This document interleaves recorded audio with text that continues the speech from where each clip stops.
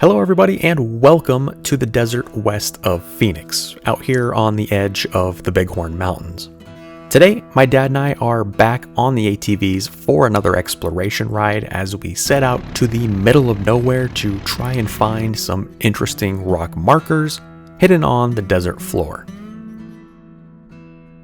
We'll navigate a mix of fast-moving roads and lesser-traveled trails as we attempt to investigate and discover the history behind these unique markers. This story begins several months before the actual ride. Every once in a while, when I have some downtime, I'll pop into Google Earth and just start randomly looking around for things that would make for a potentially interesting trip. Usually it ends up being a lot of endless scrolling and following trails that lead nowhere. But every once in a while I find something intriguing or different and drop a pin to save it for later. And today was one of those days. About 70 miles west of Phoenix, I found some interesting lettering hidden amongst the brush out in the Bighorn Mountains.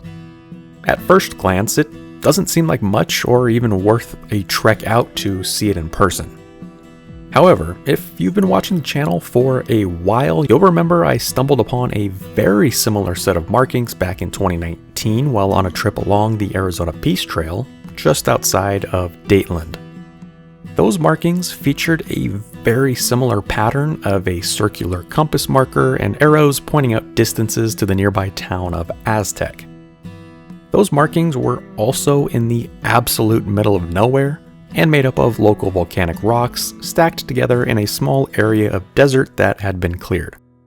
Once is a coincidence, but accidentally finding two warranted a trip out to document the site and try to string them together somehow. So we waited for the weather to cool down a bit and then loaded up the ATVs for a late summer ride and hit the road. Alright, and we have made it to our staging area off Eagle Eye Road out here in the Bighorn Mountains. Getting the ATVs already back there behind me. And I can actually see where we're heading. There's a small hill kind of out in the distance, pyramid shaped. And that is where we are heading today. So based off the map imagery and whatnot, the best way to get there is actually going to be to retrace some of the trails we've already done before. And then we'll be splitting off onto a new trail about halfway there. It should be about 10 miles to get there. Kind of going a roundabout way, but you can actually see the general area where we're heading out there just below Bighorn Peak. So we'll get the ATVs all ready to go here shortly and then head out into the desert and see what we can find. See if the Google Earth imagery is up to date and if those markers are still there. So let's go.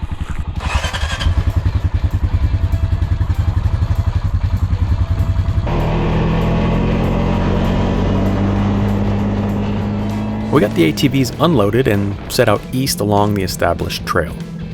As previously mentioned, we would be following a portion of the Bighorn Mountain Trail, a scenic drive that crosses between Bighorn and Hummingbird Spring wilderness areas, before ending on the other side of the mountain at I-10. It would be about 5 miles on this more maintained and established trail before we'd split off. The ride was mostly uneventful as it immediately passed a large corral and cattle operation before continuing along the desert floor and across a few dry washes.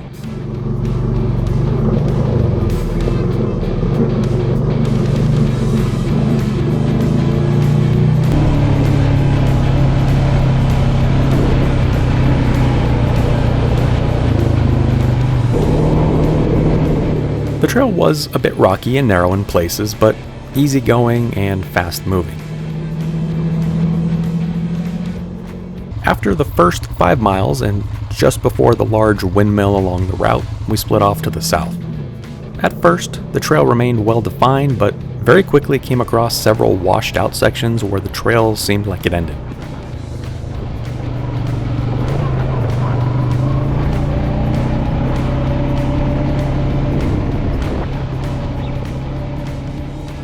We pressed on, navigating alternating sections of smooth and wide trail, mixed with harder to follow wash crossings. Things were still generally easygoing, but it was clear that this wasn't a very well-traveled route, since most of the sections had no recent tire tracks. Route finding was more challenging than usual, as side roads were either poorly marked or not marked at all in places. After a small side trip on a very quickly deteriorating road that turned out not to be the correct trail, we continued a bit further south to our final turnoff that would take us back west towards the mountains we were aiming for and the markers we hoped to see.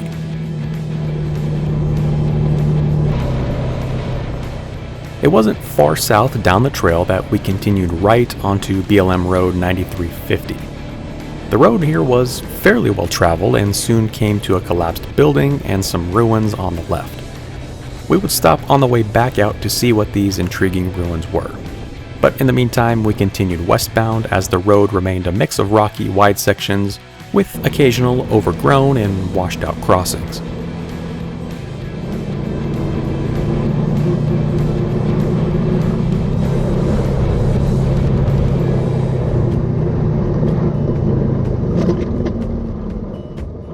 Things still weren't overly difficult.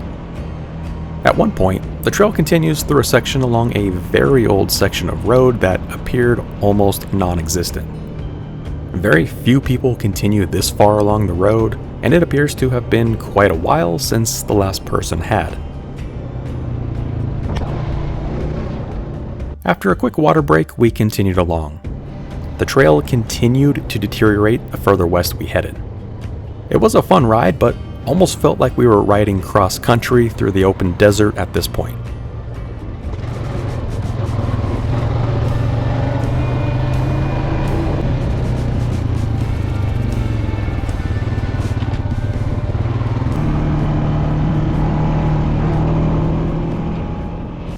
Another 5 miles from the Bighorn Trail turnoff, the small hill we had been aiming for grew closer, and we pulled off the trail and parked. From here, it would be on foot. However, despite being overgrown today, the markers were clearly visible just south of the road.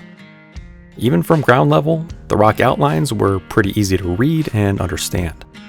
To the far left was a large letter N with an arrow designating which direction north was.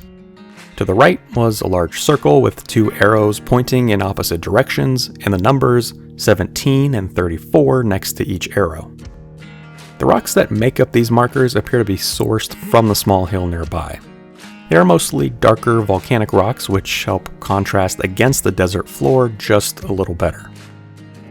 The rocks also seem to almost have some kind of reflective paint on the surface. It is unclear if this was from when the markers were built or added on at some point later.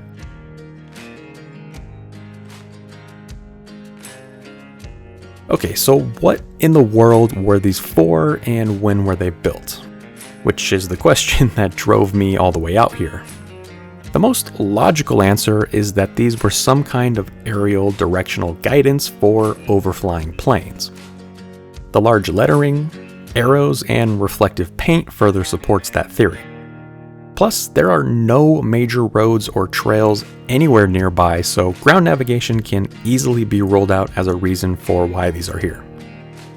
In the early days of aviation, about 1,500 airway beacons, or light towers, were built to guide pilots from city to city across the US. Many different variations of concrete arrows were also used to further guide pilots the right way. It is possible that in such a remote location, instead of hauling concrete out, rocks from the nearby area were used to help keep pilots on track, and the fact that it was built next to a fairly unique hill may have been marked on early aviation maps and been an easier visual cue for pilots. So the question then becomes, what were these arrows pointing towards? Well, a little over 17 miles to the southwest of here is Siloam Emergency Airfield, built in the early 1930s. Its purpose was to serve as an emergency landing site for commercial and airmail planes flying between Phoenix and Los Angeles.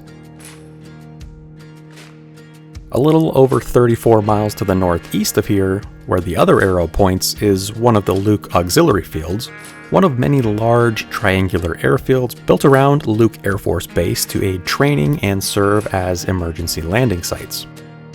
Now, there's no way to know for sure if that is what these arrows and markers were actually pointing towards, but it does seem to make the most sense. Those other markers near Dateland seem to serve the same purpose, providing visual navigation aid to help pilots find the nearest airfield when out flying over the extremely vast expanses of desert.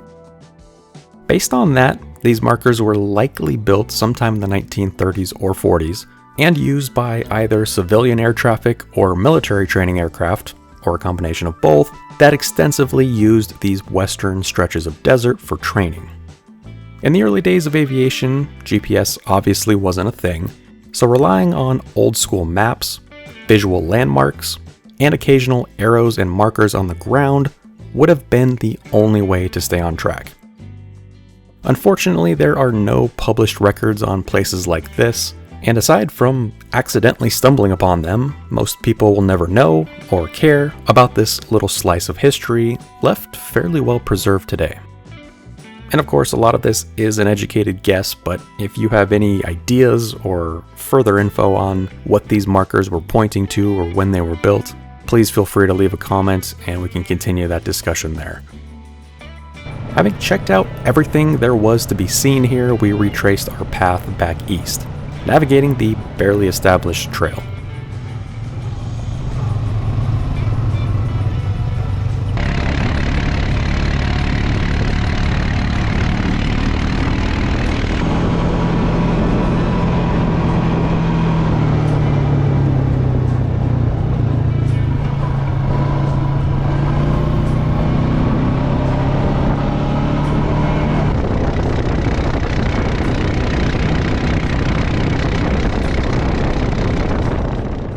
We arrived back at the ruins we had passed earlier.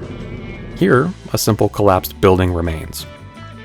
It was a small structure with cinder blocks, metal piping, and debris spread throughout the surrounding area, and it appears to have been heavily used as target practice in the days since.